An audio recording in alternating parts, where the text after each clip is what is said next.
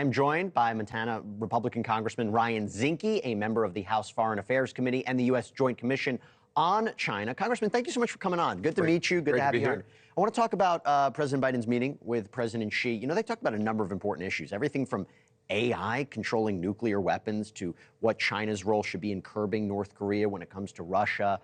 And even President Xi said that they should inject positivity and certainty into what is a very uncertain world. With President-elect Donald Trump coming in, how does that affect all that?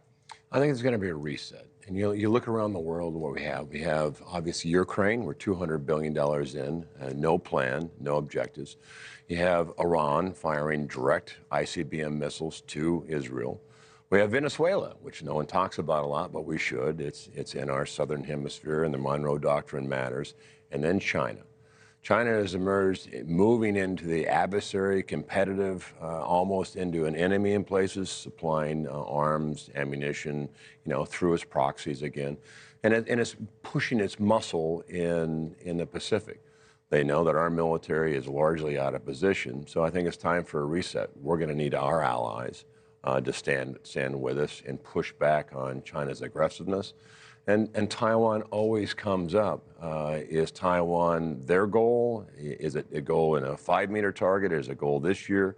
But I think President Trump offers a different view of Americans' power, and I think it's going to be a reset. And when it comes to issues of tariffs or other relationship with China that people might be concerned about, you feel confident, though, in Donald Trump's position towards China moving forward? There is no doubt that President Trump is probably the biggest tariff believer of our presidents, at least in recent history. And he looks at unfair trade practices. We love trade. We also love fair trade.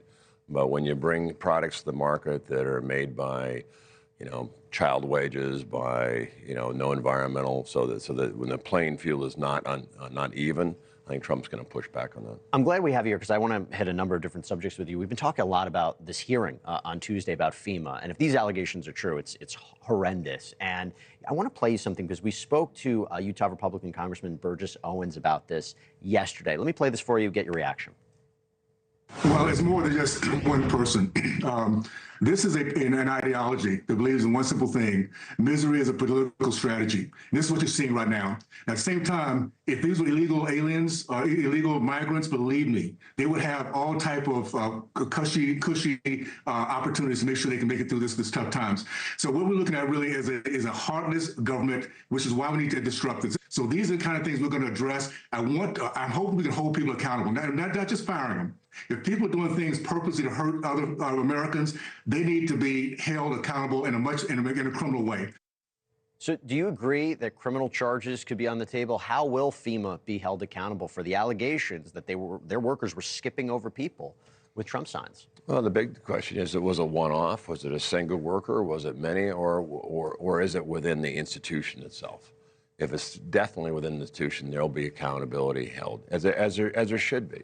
It's hard, on FEMA when you look at the devastation of our country, and we're giving so much money to Ukraine to rebuild their bridges, rebuild their communities. It's really difficult to say, well, what about Swain County and North Carolina? Those virtually wiped off the map.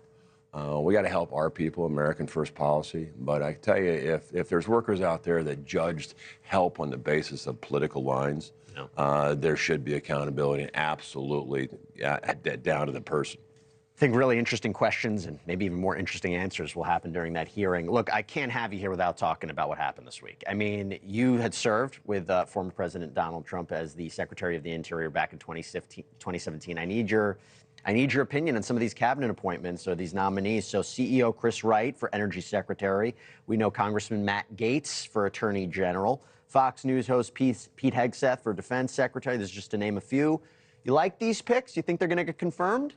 He's doing exactly what he said he would do. Hold accountability, shake it up. When I'm on the campaign trail and I ask, do you trust any branch of government in the United States? Give me an example of a government agency you have full trust and confidence in. And I get crickets. So in the Department of Justice, he's selected a disruptor. I know Matt Gaetz very well, and there's a reason why a lot of senior attorneys are lawyering up in Department of Justice, because they're scared.